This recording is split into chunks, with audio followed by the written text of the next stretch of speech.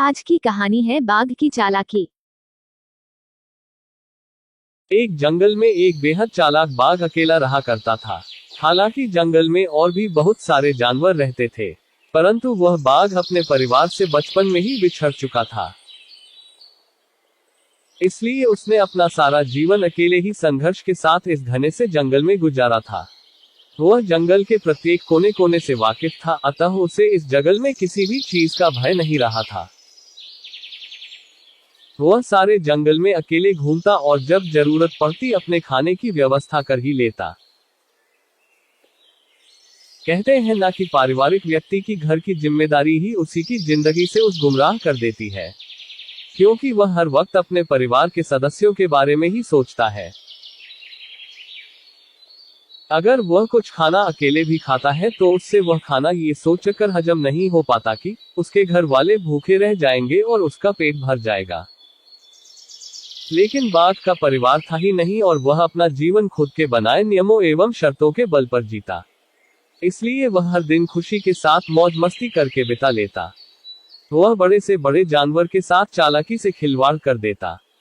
जब भी उसे अपना पेट खाली महसूस होता, वो चालाकी से जंगल में घास करने वाली जानवरों को घात लगाकर मारता और अपनी भूख शांत करता। कई बार तो किसी जानवर को उसके साथियों के सामने ही मार डालता और शिकार को दूर ले जाकर वहां अपना पेट भरता। परंतु एक दिन बाघ कुछ खराब चीजें खाने के कारण अपने स्वास्थ्य को बिगाड़ देता है और कमजोर पड़ जाता है। परंतु फिर भी वह जीने की बहुत उम्मीद रखता है। तबीयत बिगड़ने के दौरान वह एक पेड़ के नीचे कई दिनों से झाड़ियों में ही बैठा रहता है। एक दिन वहां से कुछ सुअर और उसके बच्चे भोजन की तलाश में घूमने निकलते हैं, तो सुअर की नजर एक बाघ पर पड़ती है और वह अपनी माँ को बताता है कि माँ, पेड़ के नीचे झाड़ियों में एक बाघ बैठा हुआ है, जिसका हम शिकार करके अपने रात्रि का भोजन आराम से कर सकते हैं। बच्चा अपनी माँ से यह बात बोलता है, पर तेजतर्रार कानों की बदौलत बाघ ये बात सुन लेता है और एक मृत बाघ की भांति नखरे करते हुए कुछ क्षणों के लिए अपनी सांस रोककर सो जाता है। अब जैसे ही सुअर उसके मुंह के सामने जाकर उसकी नाक सूंघता है,